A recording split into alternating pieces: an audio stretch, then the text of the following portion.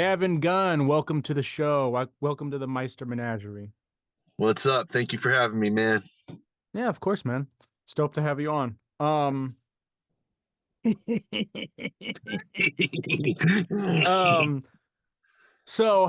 I heard your name for the first time a few months ago from working with Crossworm and Dirtcore.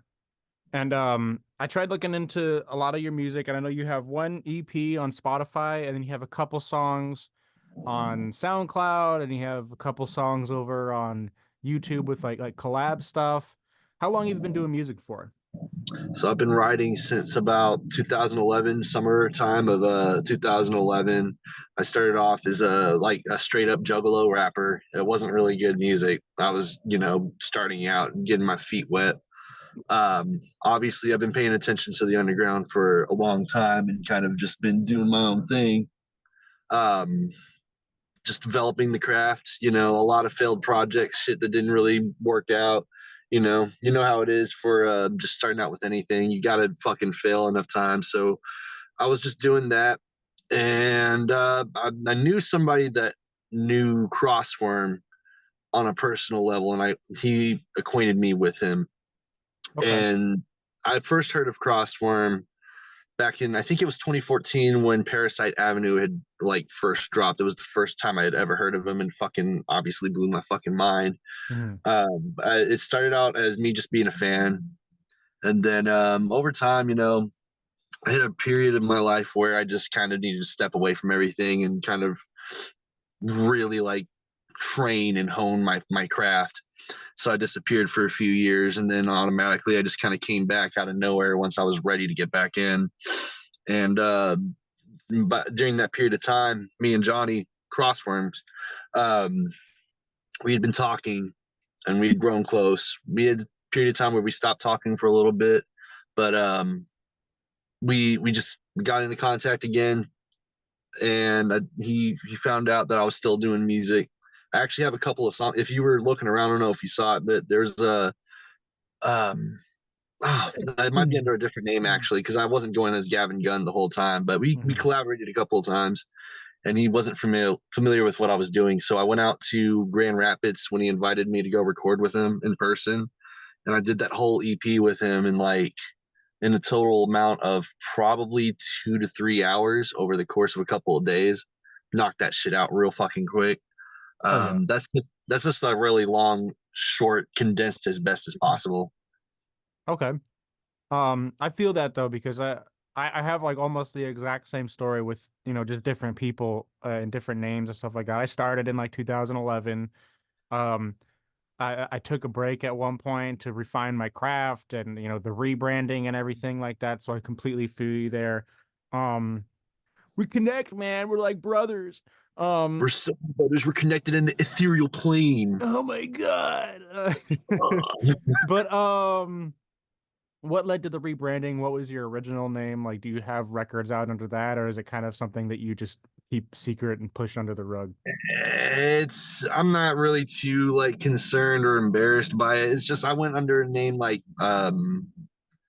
Acheron. It's going to be hard to find that though, because there's a lot of other bands and artists named that. So if people want to go hunting for whatever reason, try to find that. I got a couple of stuff there. A lot of it's kind of bullshit, but like I said, went throughout several different name changes. I used to call myself fucking when I was first starting out in 2011. My genius brain thought Schizo was a great name, Mhm. fucking. Yeah. But no, I couldn't figure out a name that was just fictional or whatever that could be a good personality or anything like that, or just an alter ego or whatever the fuck. Everybody's Mhm. got something cool or whatever that works for them, but none of that works for me. The only thing I've figured out for myself is that the only thing I can do is just present myself as I am, and my real name is Gavyn Gunn. And I had a couple people suggest I should use that, so I was like, you know what, fuck it. I can't think of anything else that's good, so I'm just gonna run with that. I haven't Yeah. changed it since. No, that's dope. It's literally the same thing with me. Zach Meister's my real name, so I went with that instead because I used to go by Halfwit, and my first one was MC Chicken Sandwich. So, um, but so like I feel that it's kind of cool that like we've had a very, very similar journey through music, so I like connecting Yeah. with Were people you a on that spicy? level. Were you a spicy chicken sandwich from McDonald's? Hella spicy. I love them spicy sandwiches, bro. I'm not coming on to you, but I love spicy chicken sandwiches. Yes, I love me some spicy chicken also. I'm in LA right now, and there's all these fucking hot chicken joints like all over the place. It's just mm, mm. Plenty of those over here in Dallas, man, especially in like the North Dallas part. Yeah, man, there's plenty of good eats, plenty of good tacos out here too. I And believe it. there's a good fucking. I want to just give a shout out to my homie Uncle Buckle over here in Dallas. He's a juggalo who's been down for like 30 plus years, way knee deep in the game and all that other shit. And he actually he helped me put together a music video today. So Oh fuck yeah. he goes by Electric Lunch Lady, and if you happen to be in Dallas, Deep Ellum specifically, usually he's usually out like every other night. So grab a fucking burger. He's great at what he makes, dude. Fuck yeah. He's got a truck or No, he usually has like a little stand. Like he's got his own okay. car and everything, but like he's pretty mobile. He just stands on like the outside of usually Reno's is the venue. He's hanging out around. Hell yeah, that's dope, man. And so you filmed the music video today, or well, when this actually drops, it'll be a few days ago when this actually has happened. But what did you film a video for? Do you want to talk about the song, or do you want to get into that at all? I don't know if you want to keep it hush hush or. Uh, I don't think it entirely matters, but I don't want to try to give too much away, I suppose. So I'll try to find a healthy medium. It's one of the songs off of Malevolent, which is it's a song called Mind and Madness. Hmm. And it was actually like it was a toss up between that one and another track. There might be another video from Malevolent, but that's still kind of like maybe. But Mind and Madness, we kind of me and Buck got together. He checked out my tracks and he suggested that would be the one that we start off with. And it's got like this. After looking at some of the editing that he's doing, it's very like it's not high budget at all. We actually worked pretty quickly and fast with what we had, and it's got like this very like atmospheric, more like abstract approach to a music video. It's not really performative. It's got like a bit of a story, like I said, not too complicated, but like the performance of it and the execution and editing of it's going to be a like it threw me off for a second when I first watched it, but after giving it another like a go or so when he ran it through again through the editing process, I started seeing what he was going for. So it's definitely pretty fitting, I think, with the approach I'm trying to take with music, which is intense, trying to be anxiety inducing and all that good shit. So yeah, it shouldn't be too much longer before that video is out. It's going to be done pretty quickly, and as soon as it's ready to go, I think we'll just pick a date that best suits like the closest one possible, and it should be out pretty soon. Definitely beginning of 2024 for sure. Fuck yeah. Hell yeah, it's perfect. Speaking of anxiety inducing, so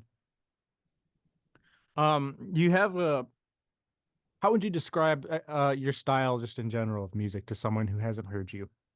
So it's I would definitely start off with the fundamentals that it's industrial meets metal meets rap, and it's like a weird mixed mash of those like a Frankenstein, if you will. We call Mm, it dirtcore, but that's normally like the basis of that style and that genre, though it can be experimented outside of that. Like if you're familiar with Crossworms, anti he was calling it heathen. We're having issues with the algorithm, so it's called anti when it was mm, dropped, but he renamed it as heathen, and that's actually like a dark wave synth based album, and that's just singing. So but that's with dirtcore. My music is more along the lines of industrial aggressive, just experimental look into the introspection of oneself, and I'm just like I just happen to be the vehicle for that mm. subject matter. Okay. Who are some of your influences? I know you said you had Juggalo Roots, so obviously ICP's in there, but who are some of the other less Yeah. obvious influences? So I could I could go all day. Like I can name off like countless ones, but the ones that really kind of like directly come to mind are ICP, Twisted, Um, obviously Crossworm, but Tech Nine is in like my very basis of my rooted for influences. But we got like fucking Drowning Pool, their very first album, Center, Linkin Park, Nine Inch Nails, Ministry, Death Clock. Like I said, I could keep fucking going on Yeah, all yeah, day. yeah.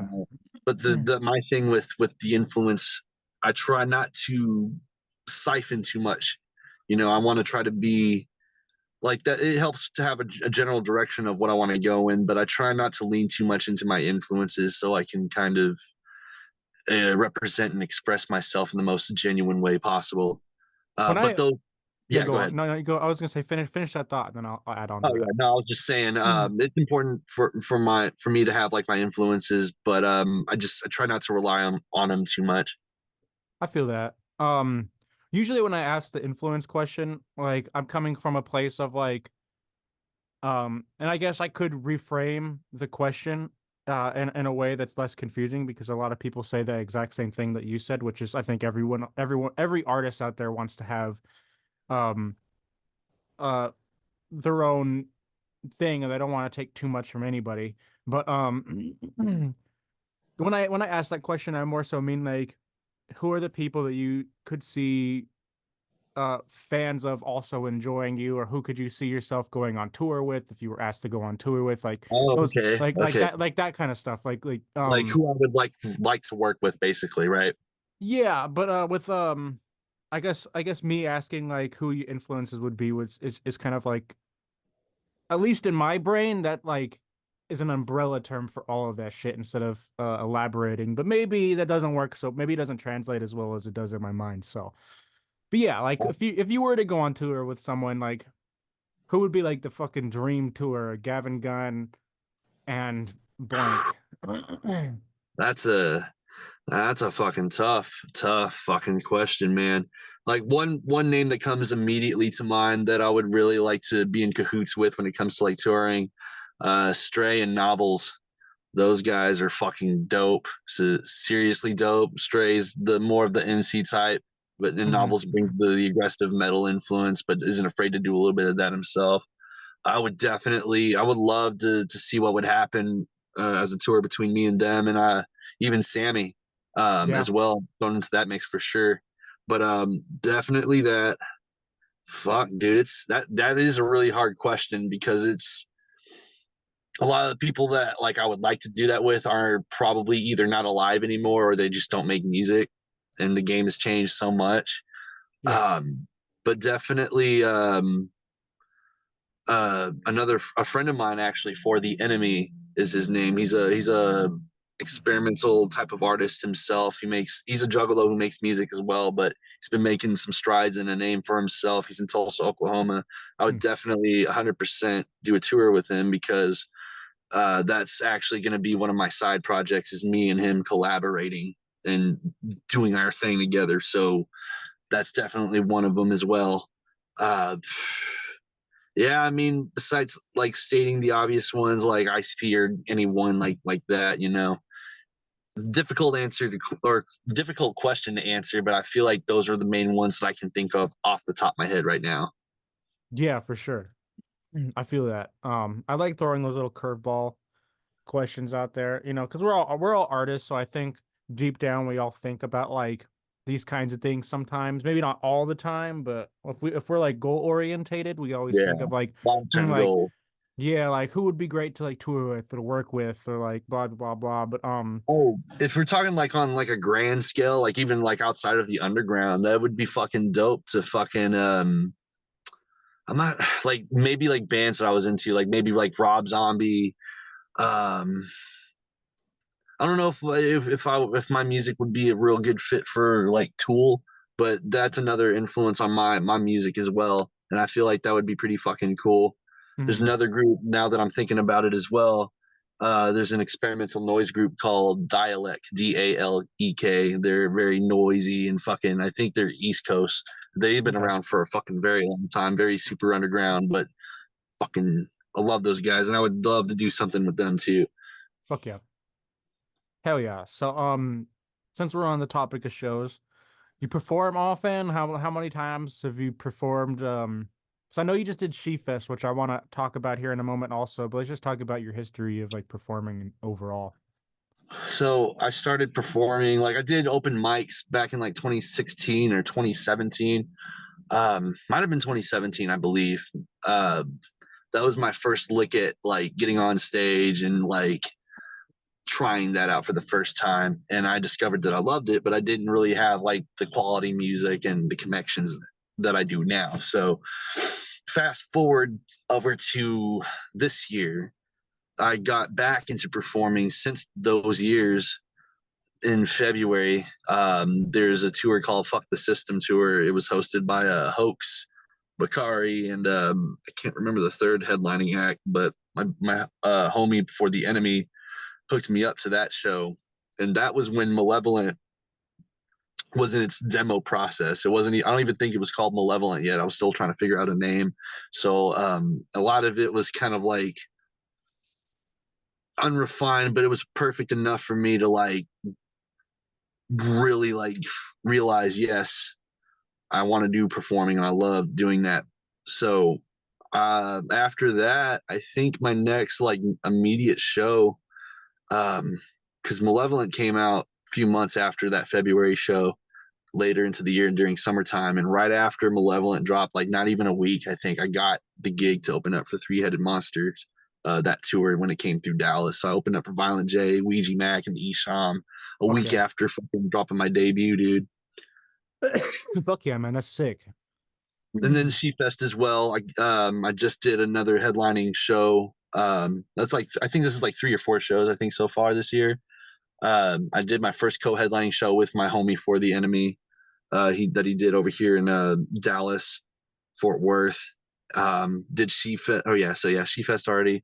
And then next year, or I guess next week specifically, I'm going to be doing another show at a place called a Lamented Fest over here at Halton City. But the goal is to kind of increase more shows so I can get better accustomed to eventually touring, so I don't have that fatigue, Mm, that newcomer fatigue, if you will. mm. I get you. But yeah, go ahead. You were saying something about Seafest? Oh yeah, I wanted to ask about your experience at She Fest because I had McNasty on the show right before She Fest happened.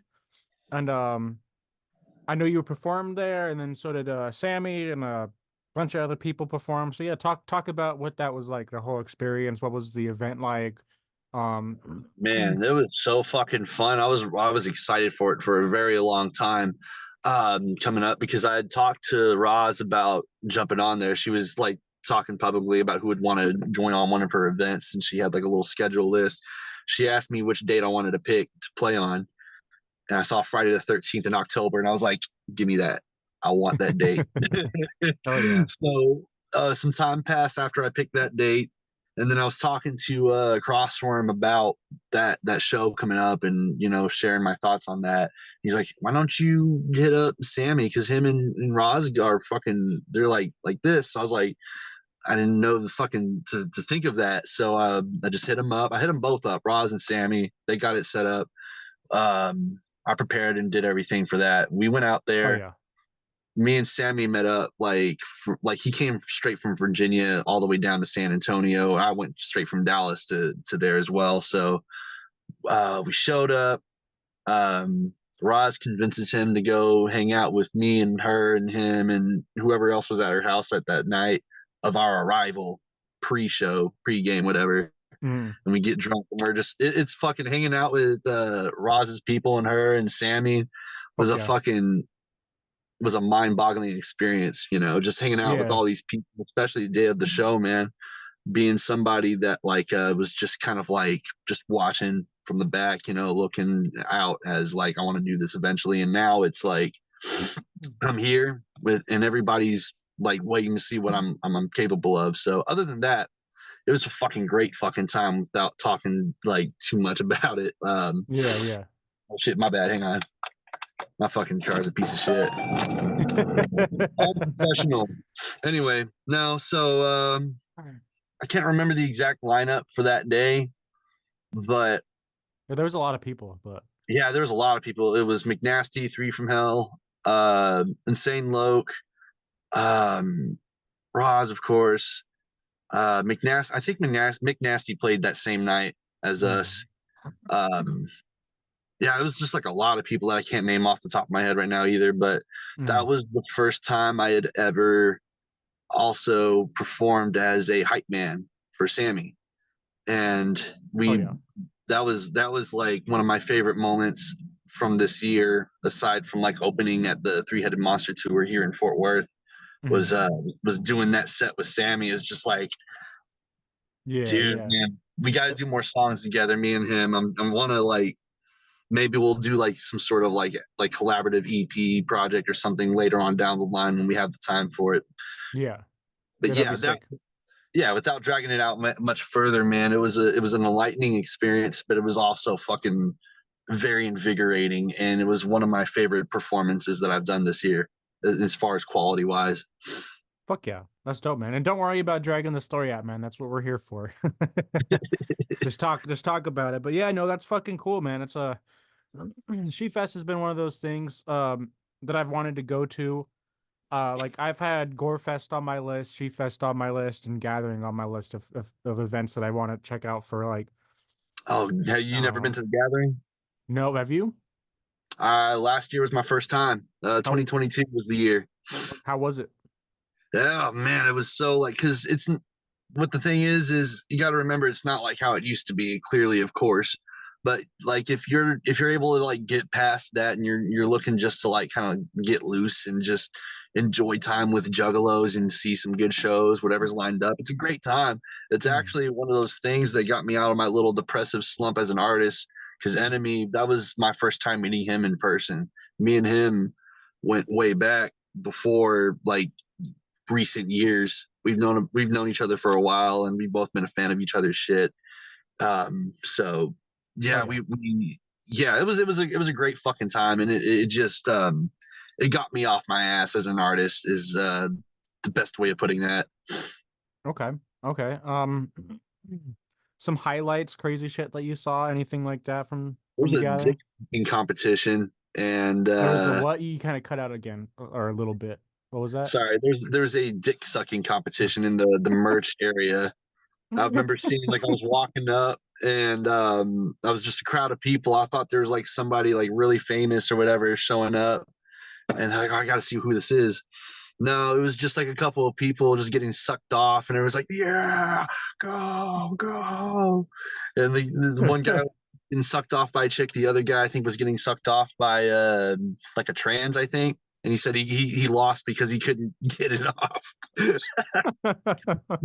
And another highlight was like my first immediate like walking into the gathering grounds when I got past the gate and to go set up camp or whatever. Um, I was turning to my homie. I was like, "Man, I'm gonna get me some shrooms." And then, like immediately right after that, this chick comes up to me. He's like, "I heard. Did you want to get some shrooms?" I was like, "Yep." And she just grabbed me by my hand and kind of guided me to the guys who had shrooms, like a ferry through a forest. Except the forest was the gathering of juggalos. That's dope. That's dope. Yeah, Fuck man, it yeah. was a great fucking time for sure. And one more highlight. We were in a tent waiting for ICP to come out and do their fucking seminar. And while we were waiting, everybody started throwing junk at each other, doing like food fight, throwing hot. I got pelted in the fucking dick with the fucking hot dog weenie. That hurt. That hurt so bad. It was so ironic, but it hurt. Yeah, And yeah. somebody was even fucking throwing an octopus. I think it was an octopus that was being thrown around at one point. That's funny as fuck. Like a dead octopus, or I was gonna say live, Yeah, but I would have to assume it was already dead. It felt slimy, okay. and I got it. I was like, fucking threw that bitch as soon as I got it. That's funny as fuck. Crazy shit. Yeah, every time I have someone on the show, they always have some wild story about the gathering. I want to go. I want to go so fucking bad. I It's just have, great, man. You yeah, should definitely try to go this next year coming up. I'm definitely going to be there. for sure. I think I'm talking to Mum Ra about it. I think he might end up going as well. Okay. It'll probably end up as far as like dirt core goes. Like I know Max is going to be there. He's always there every year. Yeah. Max will be there. I'll definitely be there. Mum Rob will probably be there. I don't know if Sammy talked about showing up or not. I don't want to say that for sure, but Mm. that's already a pretty good chunk of the fucking roster as it stands currently showing up. So Oh yeah. if you're able to show up, dude, Yeah. Yeah, I gotta just plan it out and put the money away for it and shit. I got to get the ticket and stuff, but yeah, it definitely ain't cheap, but it's worth the nah. experience if you can pull it off. Yeah, I mean, being in California, I feel so like there's not a lot of Juggalo events going on out here in Southern California. I think there's a Juggalo weekend thing that happens somewhere around here, but I don't know. But other than that, like there's not a lot from my experience, or at least not that I crosses my path. There's got to be something because of how like interwoven juggalos are everywhere, bro. There's got to be something. I'm sure if you look around or if I ask around, I might be able to see if there's any something like that going around in your neck of the woods. More than likely, I mean, there probably is. I just don't really know a lot of Juggalos out here. You know, what I mean, I know a couple people, but I just don't hear about it. I'll find something, or if you find something, just let me know. But it is what it is. yeah. I do need to get out to the gathering sometime though, for sure. That's like it's like on my bucket list to at least go once. Same thing Oh with yeah. Gorefest. So Oh yeah, man! Like this next year too, because I'm pretty sure I'm going to be at She Fest again as well. Roz already said that she wanted me back out, so oh yeah. as long as nothing gets in between me and that happening, I'll definitely be there. Sammy will be there. I'm hoping Max will be there as well, because he was Mhm. talking about showing up um, for next year. So we'll see how that goes. Oh yeah. So how did the three-headed monster show go? It was an interesting experience. I kind of got fucked a little bit by the promoters that was running that event. Third String Productions. They asked me about what I could pull in for fans, and I was straight up with them like I'm not sure how much I'm gonna pull because I just literally dropped my debut EP like fucking last week, and so they gave me like 50 tickets, a minimum of like selling 30. And I got the word to spread around, and I worked with my network as best as I could for the event, and I ended up with online sales and on hand and all that. I ended up, I think, selling like $1,000 plus worth of tickets, and I only got like a fucking $100, and I was the first act, like from me almost immediately after the door opened. But regardless of that, I can officially say I opened up for uh, Psychopathic. Not Mhm. to mention, I gave out signatures, like 2 or 3 signatures, I think, that night, and I ended up in the green room, even though nobody was really in there at that point. But like, Mhm. man, it was definitely wild because it was something I never thought would have happened, and regardless of the circumstance, being able to kind of get up there and all the people that approached me afterwards and the love that I got even from like the time slot that I was given, I'm still grateful for that, Oh yeah. and maybe there'll be another event that I can partake in to where I can have a better chance at like performing for a better crowd. Not like it was a bad crowd, but a better slot, basically, or however you want to put it. Yeah. No, that's dope as fuck though. And hey, man, like you pushed it. You got this fucking ticket sold. Even if you got only $100 in the opening slot, that's more than a lot of people in that would be out $300 out of pocket, and And be it put doesn't on even put fucking, yeah, get put on right when the doors open and shit. like it irks the ego, sure, whatever. But like my thing is I love what I do, man, and I'll fucking like Mm. I'll do it on my deathbed if I have to. But I don't really give a fuck about a lot of that shit. I just like the opportunity of being able to just get on stage and just let loose, fucking just express myself creatively in whatever means necessary. So it doesn't bother me. It would bother anybody else, but it doesn't. I don't really give a fuck about it. I'm just in it because I like what I do, and Yeah. it gives me something to fucking work with in life. Hey, I feel that, man. I mean, I'm with you there. I'm with you because normally I'm like against the the pay to play or the ticket sales stuff. But if it's worthwhile or I know it's something that I could pull off, then I'll do it, you know. But Right. Like, I mean, I didn't have the fucking money to buy on either at the time too. I was like, fuck it. yeah. If this is what it takes to fucking get the slot, I'm gonna fucking put the work in. I don't care, man. Like I Yeah, said, you know. exactly. So I feel you there. It's worth it for certain circumstances, you know what I mean? For certain artists. Like some artists, you know, I don't care enough to do it. I'm not gonna put in that work, but there's other artists like when I opened up for uh Make My Motherfucking Day. That was dope. It was worth putting in the work for that show, you know what I mean?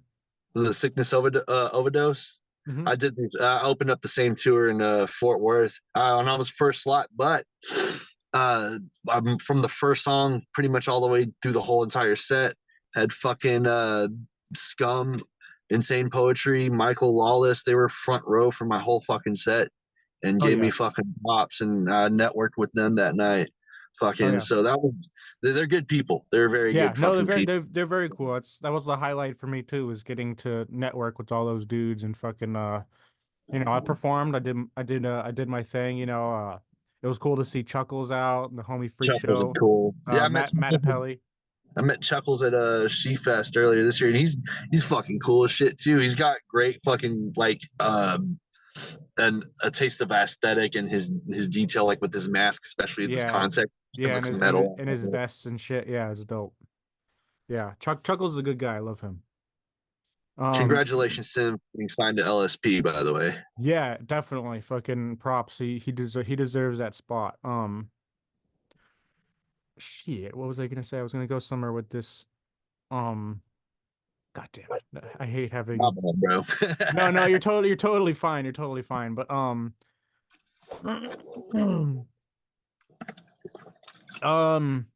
did the show pass already? Where you perform with like a bunch of those metal bands, or is that coming up still? Are you talking about like the one that's hosted by Tim? I don't know Uh, the host. I just remember the flyer. It was like greenish. Um, are you talking about Lamented, right? yeah. Did that Well, happen already? no, that's coming up the next Thursday, Okay. like this upcoming week. That has not happened yet, but yeah, no, that one's gonna be an interesting show because I'm gonna do a little something special for it. I don't want to kind of like, well, I don't know when you said this episode will come out. Comes out on the first. On the first. Okay, yeah, that's a few days after this will come out. So if anybody happens to be watching this and can attend for by chance, you know, I got a little something that I've never really done before, and I'm kind of excited to see how it goes. And if it goes well, if it goes terribly, I'm never doing it again, and I'm gonna go cry in the closet. Hey, well, you gotta, you know, sometimes you gotta take that swing. Oh yeah, no, I'm pretty confident in this swing, and I think yeah, it's gonna be great. That's all I can really say about it. It's gonna be a good one. But yeah, no, it's gonna be a great show. Andrew Rains, the one who put the event together, he's really dope with his merchandising and his designs. He got some shirts that he made for the event that we sold online that I made with him, and I'm thinking I might be able to like reprint some of those designs. Maybe I'm not entirely sure. I'll have to talk to him about that because it's really fucking sick, and I want people to get exposed to his work and also, you know, just support, you know. Yeah, absolutely. Um, so what are some things that you got planned for this upcoming year as far as new music, new releases? Are any new shows on the horizon that you're working on towards? I know you said She Fest again. There's some major stuff coming up. Me and Enemy, we did our Never Ending Warfare show this year, but we got another plan or another event planned coming up this year. I don't want to spill too much beans about that.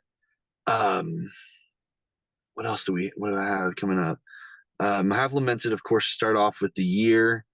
After Lamented, I think I'm gonna like try to stay away as much as I can from performing so I can focus on creating the new EP and this trilogy that I'm working on. Malevolent is part one of this unnamed trilogy, and the songs that I'm about to go record actually tomorrow are going to bridge between malevolent into this next release. It's not like it's telling like a specific story or it's like a concept fucking execution thing or whatever. But yeah, it's just I'm gonna take the beginning part of the year to create new material to perform, so I don't perform the same songs over and over.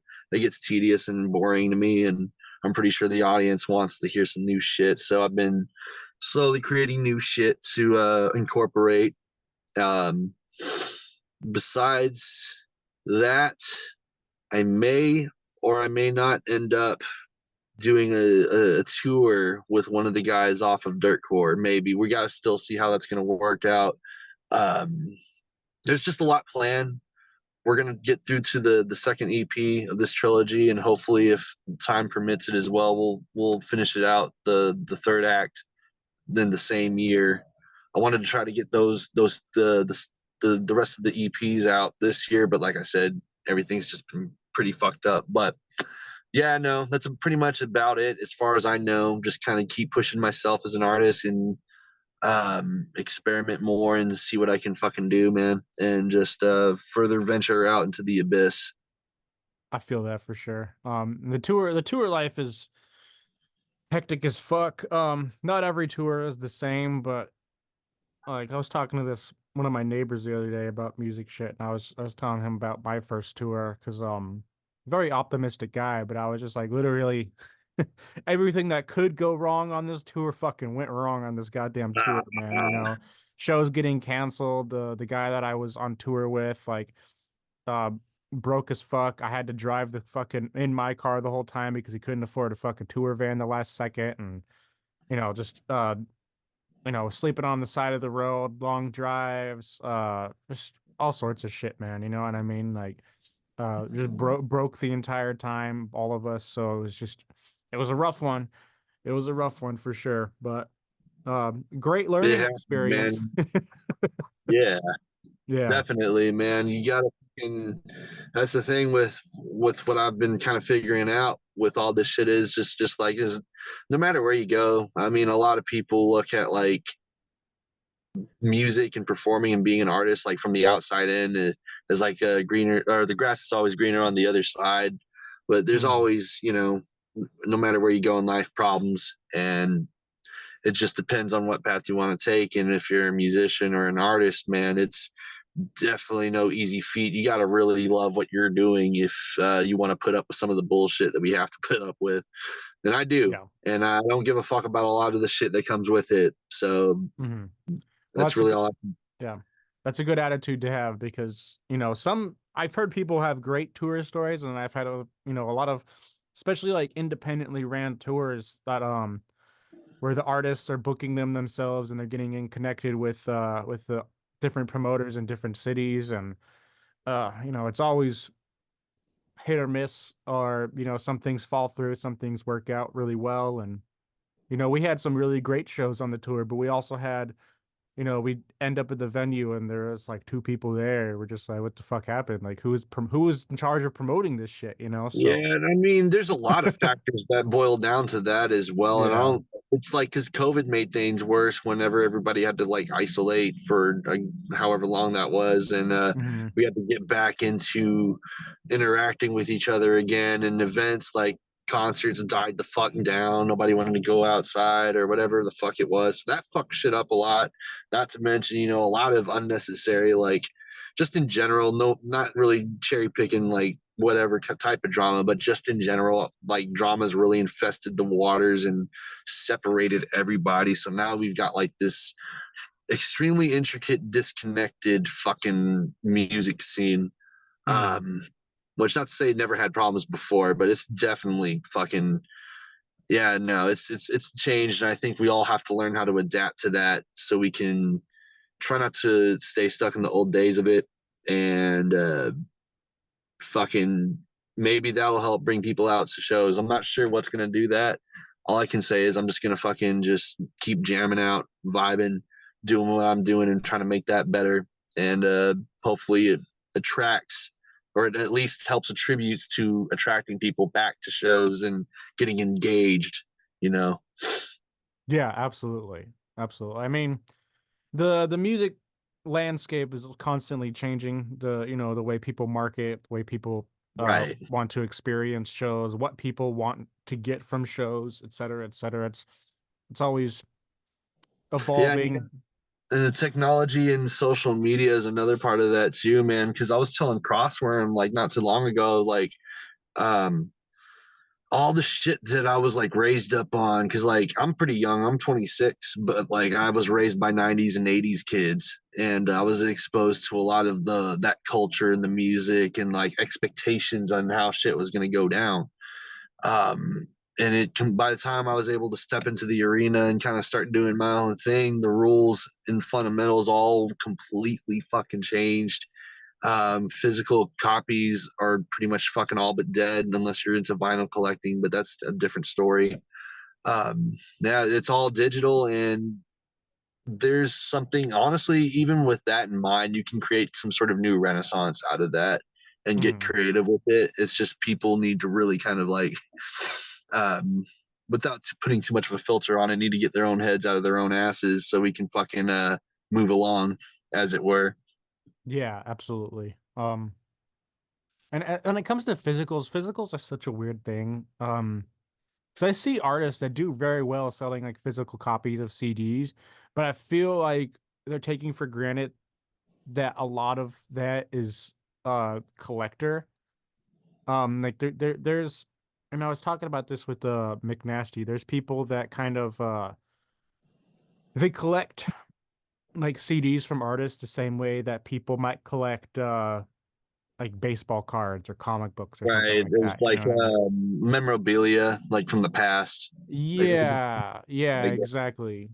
Um, so I think there's uh there's that aspect of it, which is why why what I really respect about a lot of the juggalo cultures, because there's a lot of juggalos that do that as opposed to like I don't like who, I'm trying to think what other like music artists really do like outside. physical Yeah, like who else like fandoms of like different musicians of it, maybe metal's like really big with like patches and like vinyl still. So there metal, yeah, definitely. I don't know about traditional like hip hop, the more like not mainstream, but like the more like not horrorcore aspect of hip hop. Maybe yeah, there's still more on the digital edge of things, if I'm not mistaken. I think Uh, so metal, too. metal is definitely one of them for sure. I feel like it's like one of the last ones I think in the race of physical media. I can't think of Yeah. anything else because it feels like everybody else has just completely made that transition. Yeah. There's a couple hip hop artists that come to mind, like Czarface. They're pretty good, I think, with like Oh, the yeah, collector oh yeah, shit. You know what dude. I mean? Loki's pretty good at it too with Yeah, yeah, yeah, um definitely. yeah, there's plenty of people out there. A lot of them are just kind of like you got to keep in mind they're well established and people are Mhm. willing to put their money into that. And when you're working as a new artist, man, it's kind of it's a bit tough to kind of advertise yourself, especially if nobody knows what the fuck's going on and you're kind of like you're presenting something new. Yeah. Not that it's a big deal. I'm trying to complain about that, but that's just the way it is. No, it's absolutely true. You gotta. Well, a lot of it is people just don't know who, you know, like we are, for instance, or anybody else who's brand new at it. Like there are people who do know, and I'm sure that if we, started a what is it, a fucking pre-sale, we'd probably sell, I don't know, a dozen, maybe 2 dozen CDs in a week or so. Like no problem, because there are those people out there. But we're not buying a house off of it. I mean, that's the thing, man. That's another aspect about it too. Is like Yeah. it's not gonna unless you're like fucking like you're on ICP's level or just around it, maybe below even, or you got Hmm. like some dope side hustle that you're able to pull off, which a lot of artists do that, including myself, trying to work to the side, whatever it might be, man. Hmm. It's not gonna fucking pay for itself, and if you really want to like do the shit that you really want to do and be a part of it, you got to be willing to kind of sacrifice some sort of like labor in one way or another to fucking to keep reaching up, you know? Yeah, you kind of have to be a jack of all trades, in that sense.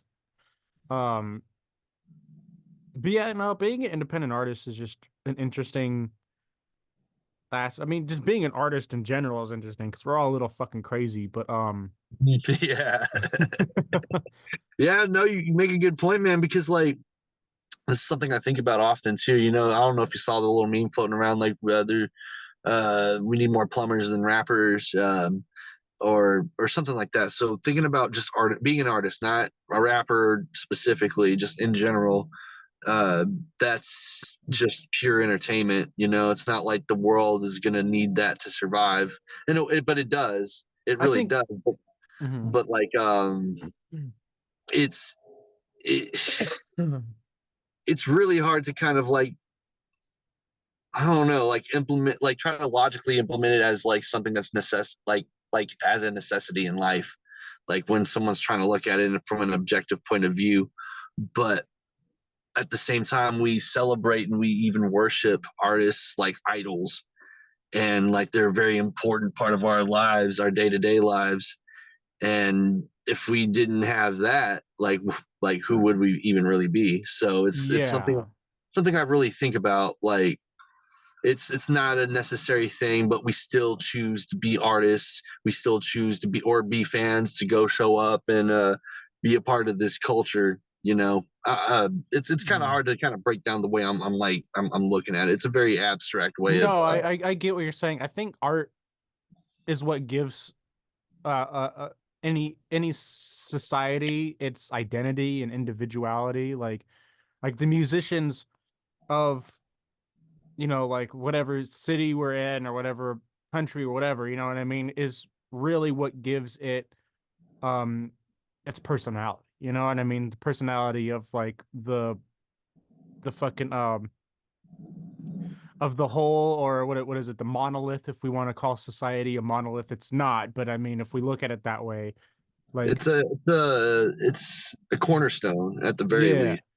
Yeah, Yeah, I think we need art of all different kinds, or else I think people would be depressed. And I feel like a lot of, like you were saying, that people like worship these like artists. I think people need that because they identify with it so much because it touches them emotionally, it touches them spiritually, yeah, however you want to cut it. Like, people need music, people need art, people need film. They need these things in their life because, if we just woke up every day, clocked in, went home and stared at the wall all day, we'd be like, what the fuck, you know what I mean?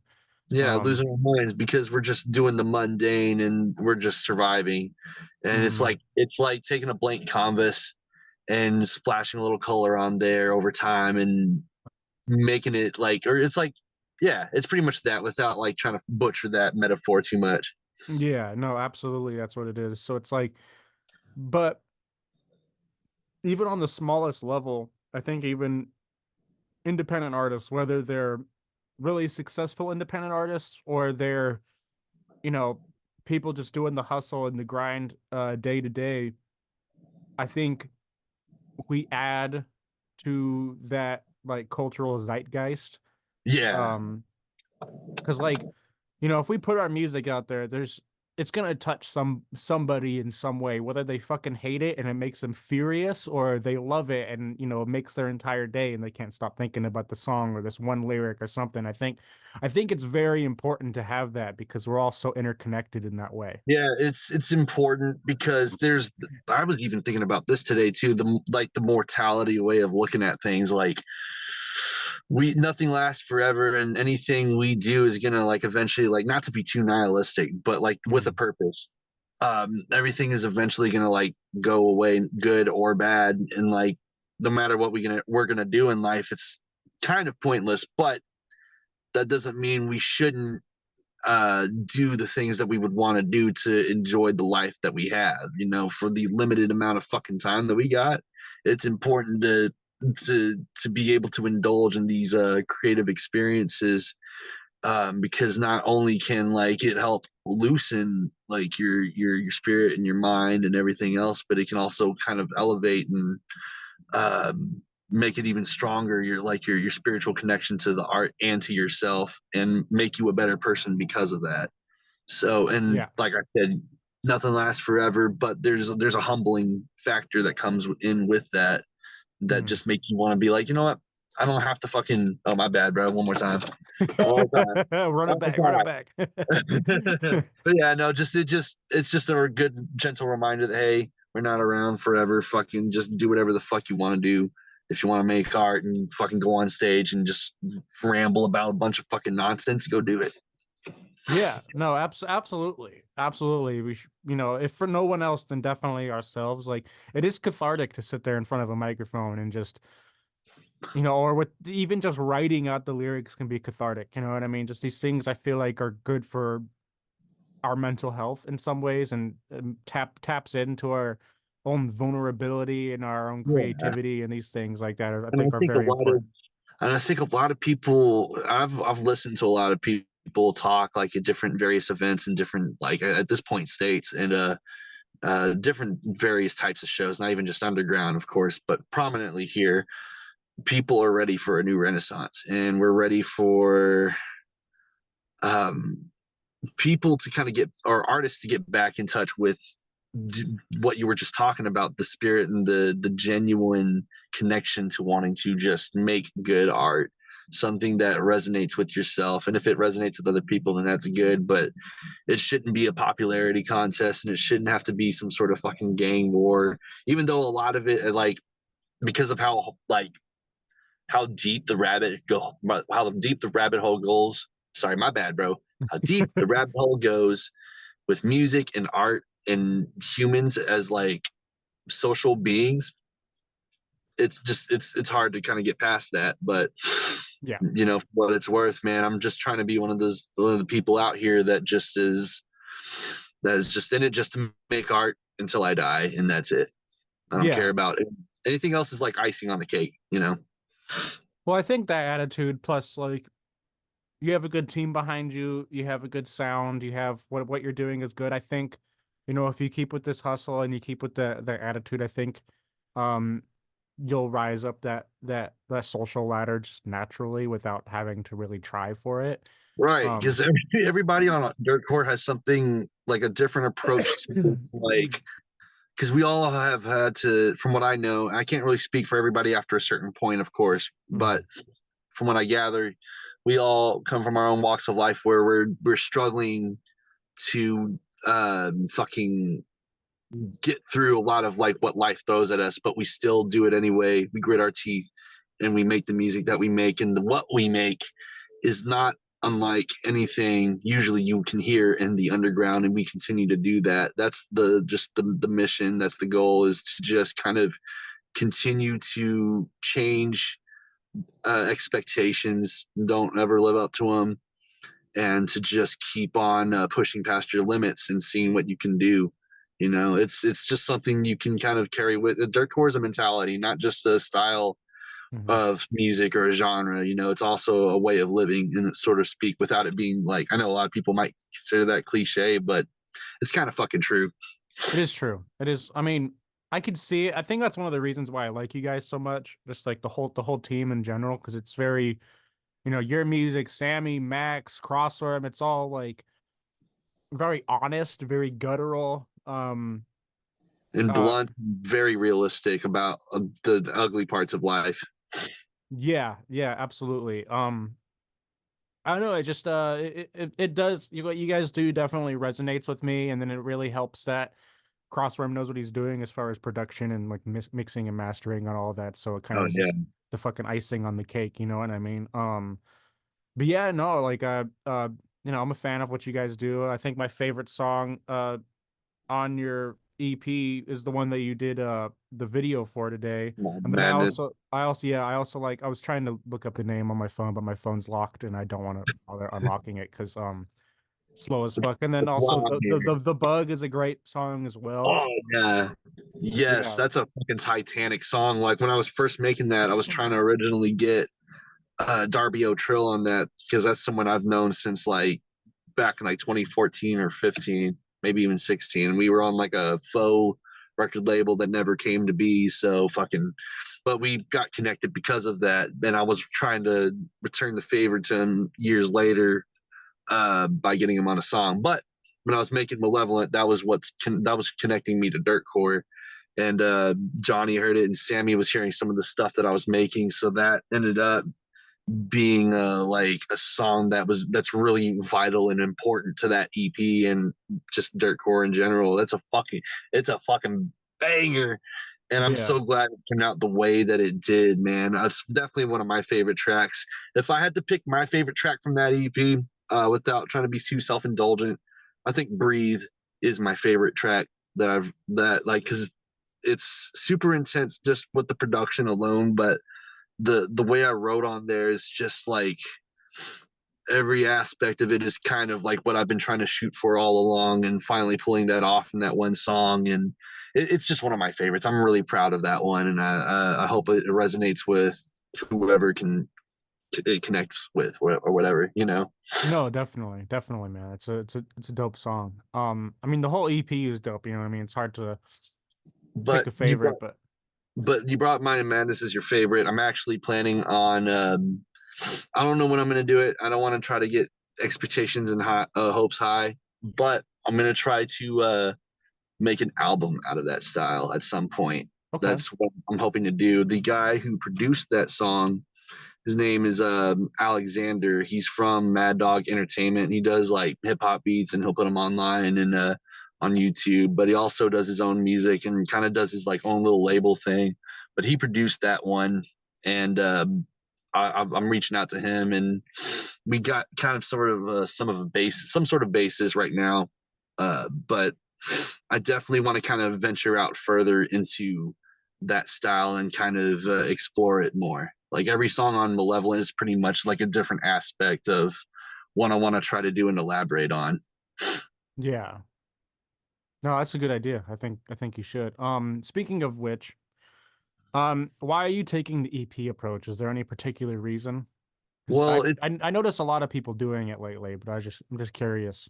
we have this attention span that is completely fucking garbage, and a lot of the time, unless you're going to school as a kid, getting into music, and you have the time for it, like people don't have the stomach to be able to digest LPs, like let alone fucking 20 tracks anymore. I remember when shit was like fucking 25, Hmm. like 30 like songs in one fucking album, and we could all fucking listen to that all day and night. And that was a different time period. But now, because of instant gratification and the ease of access and the oversaturation of how much music is out there by just not even just well-known artists, but everyone underneath that umbrella, you gotta, if from my standpoint, it's if I want people to really kind of understand what I'm trying to do and hear what I'm trying to say and figure out what I'm actually trying to try to do through the music and the experience of that,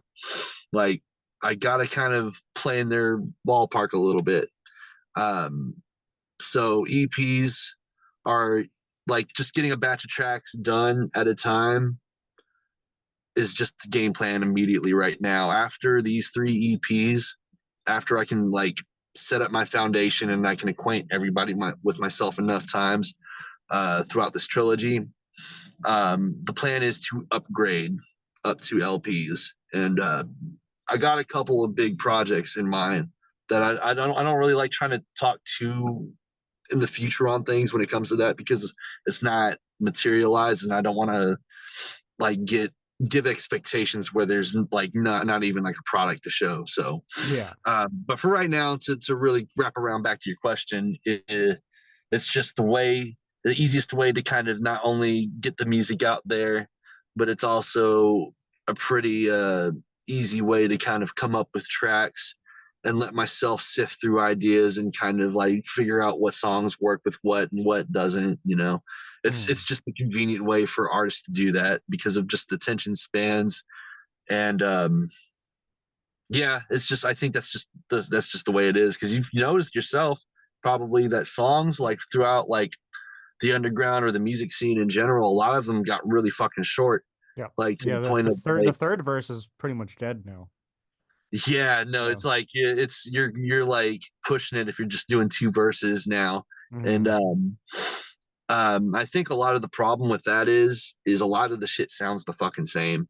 There's a lot of biters, there's a lot of people that kind of just like how I was saying earlier, like I don't like trying to siphon off too much of my influences. A lot of people don't really know how to do that, and they end up sounding exactly like who they listen to, and that is very prominent. So I don't know. I think I just kind of lost my original thought on what I was trying to say with that, but No, you're good. You're fine. You're fine. Now I get exactly what you're saying, the attention span thing. You spend any amount of time on TikTok? oh, I fucking hate TikTok. I don't like it. Well, I hate to sound the, like that guy, man, but no, you're fine. There's a lot of people like that. I'm on there just because I do think it's a powerful resource, but oh, of course, it I definitely also is. think everyone's attention span on there is like very, very short, especially when it comes to music and things like And that. like, it's on one hand, it's important to recognize it's an influence on our culture and everybody, right? But at the same time, every time I'm like watching someone over their shoulder, if we're hanging out, or whatever, and they're just watching TikToks or they're trying to show me something, like I feel like I'm losing brain cells, and it's Well, yeah.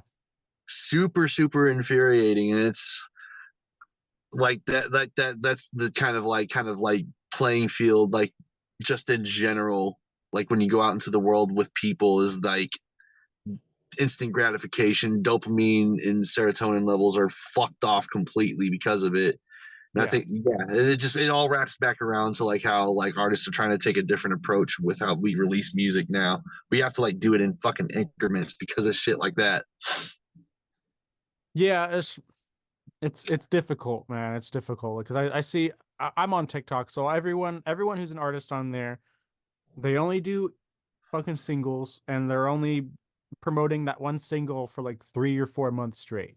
And it's like they're only doing like the best verse of it. And there's a lot of these artists where I'm like, oh, that verse is dope. But then I go to the song and the rest of the song is like trash or it's really fucking short. And I'm just like, oh, Right. you know what I mean? I'm like, Yeah, I know exactly what you're talking about. It's just like some sort of like feels like a marketing ploy or something, like where they just half-assed it just to get attention. And then yeah. once they like they hit like whatever fucking point that they reached with it, they're like, okay, I'm done. I can just fucking fuck off the rest of this and just release it. Whatever. Yeah, exactly. You know what I mean? And All it's is just dead because of you motherfuckers. definitely, man. But you did say a little bit ago about like a musical renaissance, and I do think we're coming around to that for sure because I think big labels are putting out whatever, and there's always going to be people who like big labels, but you see um the AI music stuff is Yeah. getting really really big, and it's starting to get more popular, and a lot of people are predicting that there's going to be AI songs that win Grammys next year and shit like that. And I think a lot of people who are like avid consumers aren't gonna want to support just the corporation putting out computer music, you know what I mean? So Right. And well, not to cut off your thought, if you had any more to add on that, no, go ahead. technology is just going to inevitably evolve whether we like it or not, and that's just like an inevitability. Nobody wants corporate fuckery. I'm definitely one of those people that hates that bullshit, and especially in the hands of corporations like that. AI is a fucking useful tool to them, and it's a detriment to us. But at the same time, it's all I think it all comes down to how we interact with AI. Are we going to like accept it, or are we going to like really ultimately reject it? And I feel like there's some consequences to either side of that coin. But I think people need to just like I don't want to say like stop freaking the fuck out, but we just got to realize that like this is something we're going to have to go through with. We got to either like in my opinion, I feel like we can work with AI not in a way where like it'll put us in a vulnerable position, but like if we don't like give it a reason to be a bad situation, I don't think we should, if that makes sense. Well, I have a few predictions on the AI shit. It could go either way, but I mean, to shorten it, either the corporations are going to gatekeep that shit and keep the best versions of AI for themselves so that like there Of will be course, yeah. consumer versions of it, but it won't be nearly as good. It'll be like purposely neutered and fucked. which is a But very realistic outcome, by the way. yeah, it's probably the most realistic. But there's also issues with like, what if courts deem AI like unfair, or like unfair use, or maybe it's fucking plagiarism or whatever. Who knows where the Right. courts are going to lean there? That's still being decided on. So there's all that shit. But like, if we just look at AI as like a tool for the common man to get further, I do think it could be really helpful for people like you or me. Like, there's video editing software that's just Yeah. AI that just cuts the video up for me, and will even take some of the more Make it important. more of a collaborative effort, because AI right now, based off of like from what I've heard in conversations in passing and like from what I've seen online, um, right now in its current state, AI had admitted itself that it doesn't have the same type of creativity that a human has. But not to say that it won't ever like reach that level and surpass it, which, like I said, inevitably will. Mhm. But at the same time, we can also try to make it a more of like a collaborative process, like you said, like how it's more helpful than it is like antagonistic. Yeah, yeah, definitely. Especially if it's, looked at as a tool. But it's interesting to see where the future is gonna go. But I think people are gonna ultimately reject the concept of fully created AI musicians and shit like that. So I think Did you um ever did you ever see the one about they dropped like an AI rapper? He was making waves, and then like he got like a very, very bad like reaction. Everybody was like, "What the fuck? What are you doing?" Even the guy that lent his voice for the AI rapper to use, they had to shut that shit down because everybody was fucking like, but you know what people were mad about, right?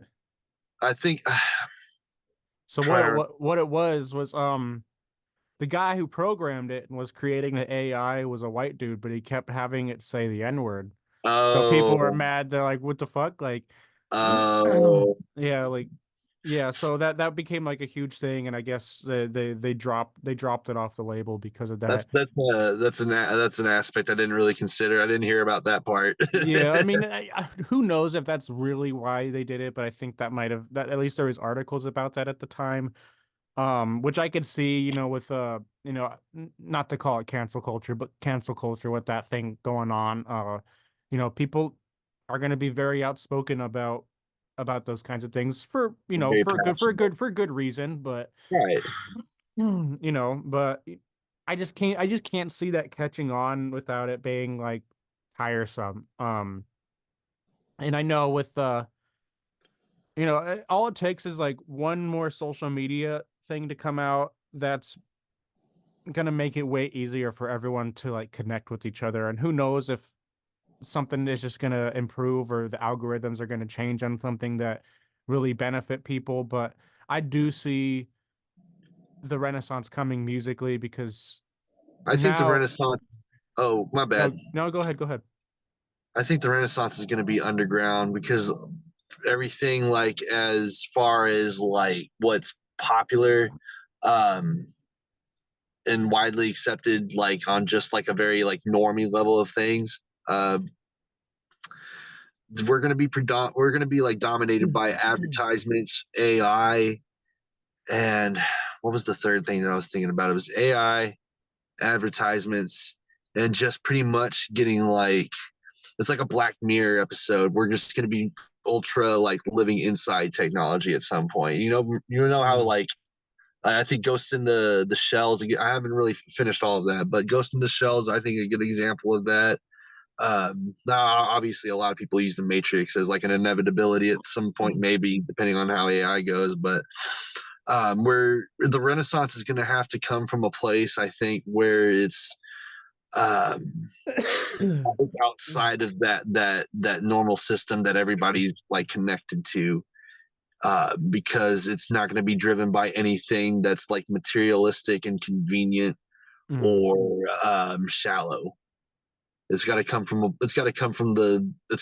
below the surface, Yeah. uh, where it's always been like that. That's just a tale as old as time, but that's where I at least see us heading towards, is that. Yeah, absolutely. I completely agree with that. And I think because of all the technology and all this shit, I think people are starting to get hungry for live shows again. I think they're getting hungry for like quality new music, something that's like um pushing a Something that just speaks different to them. narrative. What was that? Something that just speaks to people Yeah. on like on a just a genuine level, no matter what. Just like to get that, like I feel like there's a creative spirit that was really rampant in the '90s and the early excuse me in the early to mid 2000s. That kind of like started to die off. It was still kind of there in the 2010s, but like somewhere around 2016 or 17 or whatever, it started dropping off. And like, I think a lot of people feel that. Like I said, there's that oversaturation, and we're so used to everything that we've heard a million fucking times on top Mm. of that. So with all that being considered, it's time to let the old die and let the new to come in. Just it's just the natural part of life. It's just a cycle. Yeah. And we're going to witness that transition period from all the old school into the future that we've all been dreaming and talking about. Yeah, absolutely. And like not just that, but on top of it, like the tools uh to create these things are like way more accessible than at any point in the past. You know what I mean? Right. To really create music, it's fucking super accessible. To learn and improve upon your craft, it's way more accessible. The market for like engineers and for everything like that is um way more fucking accessible. There are so many people that you can go out there and like hire, and their levels of quality are going to differ, Right. but um the fact is that like there's no shortage of talent out there, and there's no shortage of the technology to improve. And like I said, we have the tools like AI, and then we have all the equipment being cheaper to make, and it's just like eventually people are going to it's just going to click, and there's just going to be a whole slew of just great music everywhere. You know what I mean? I think it's just a matter of, and not to say that's not happening. I mean, we could say that that started happening even 20 years ago when MySpace was popular, because a bunch of artists came out around the MySpace era. But I do think Man, it comes in waves for sure, and I think we're due for another one. I think it's gonna get uglier before it gets prettier for sure though. Always, yeah. And like we're in the middle of that ugly phase right now, but I still feel like, it's gonna get more intense because because it just swings like a pendulum, like back and forth until it's gonna eventually hit that middle. And then at some point that piece is gonna get disrupted and it's gonna start all over again. But I think that's just kind of where we're at in the cycle. We're just on that we're swinging towards the ugliest part that it can probably get, and then maybe I might just sound like a dipshit and it'll go a completely different route into a different scenario that I'm talking about. But I'm thinking it might just get just uglier, just a bit uglier, if not worse, before we start to go back and kind of find that medium again. And try to ride those waves. But nothing is ever set in stone, and anything is liable. There's like literally, in a moment's notice, everything can change in just a second. So there's literally no telling what's going to happen with all the possibilities that are laid out in front of us and the decisions we are going to make as artists and as people. So that's something to just kind of always adapt your, or at least my perspective on this shit, just to see where we're headed to make an educated guess. I mean, no, I think you're absolutely right, and it is going to get ugly, and things, you know, nothing great lasts forever, Right. but that could also be said about the bad shit. Nothing bad lasts forever either. You know That's what I true. mean? And it's Nothing like, lasts forever, literally. yeah, no, absolutely, and the music space and everything will change. Like one day, and I've talked about this on the show, one day the gathering of the juggalos will come to an end. There will never be another gathering of the juggalos. That's just one of those things that's going to happen eventually.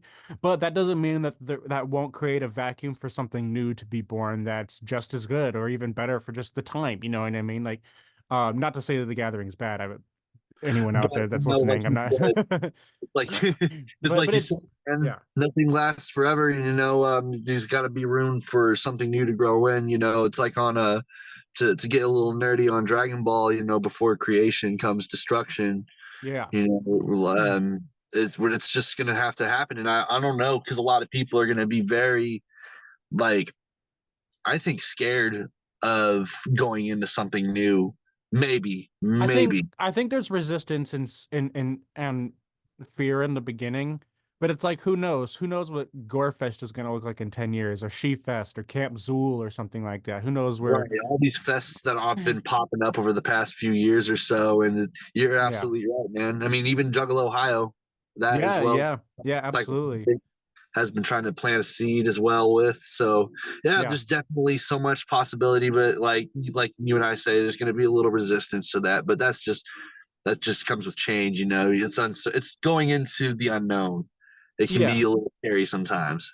Well, it's always an uphill battle, but it can, even ICP has said that sometimes that they barely make any actual profit on the gathering itself. So Yeah, it's like, like the past year or so has been pretty bad for them as far as profit has gone. yeah, but they still make it, they still manage it. So it's like, you know, it's not impossible for anyone to do. It just has to be like, who's the next person that's going to do something like that and make it pop off and stay with it and persist against the resistance. Something is going to happen. It's gonna, you know there's always going to be a shift, and some things will grow and some things will die. I'm fucking going on like a broken record Yeah, now, you're but good, bro. It's uh, just a matter of figuring out, like, when the moment comes, what are you gonna do about it? yeah. I think I got like a few more minutes to spare. If you got like anything else that you want to throw at me before we, if it's cool with you, before we end it for the night. Oh, no, no, no. So these are the last things, and my bad for taking up your time. I was just having a good Nah, man, it's all conversation. good. It's all good. I'm just getting a little hungry, and I got to go take care of some writing. I got to get ready to record tomorrow and everything and rehearse. So, but no, I still have a few minutes, so I don't mind sparing I got time. two simple questions that I always ask every artist before I end the show. First being, anybody you want to shout out. I know we said a bunch of names already, but if there's anyone you want to just specifically show love just for this.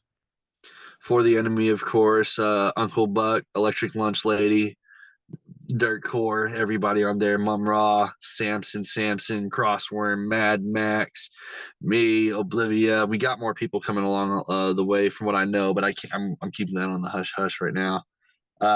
But Stray and Novels, fuck, my homie Coven, who was on my EP, Coven Kessnar. I've known him for a while. He's a fucking awesome musician from Canada. Um, is there anybody else that I can think of off the top of my head right now? Opie Halogen is just a great dude who works in the underground. I don't know if you've heard him, have seen him around anywhere, but he's a dude that's worked behind the scenes. He's worked a lot of events. He actually invited him out with me to go to She Fest because he's cool with Roz, and ended up helping out and doing shit with them behind the scenes as well. So big shout out to Opie Halogen for being a great dude and just being the man.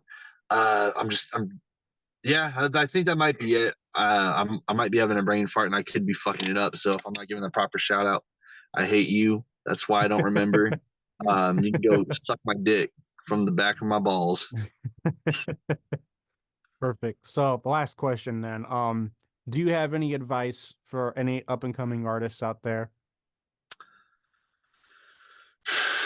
It can be fucking intimidating, especially when you're getting your feet wet for the first time. All I can say is a part of life is getting yourself uncomfortable, especially as an artist and a musician. The further you go into that, though, and the more you just lean into that, the more you'll discover yourself. So just don't be afraid to take it to a place you're unfamiliar with ever, and just be ready to discover whatever that might be, and that's going to be fucking intense as fuck.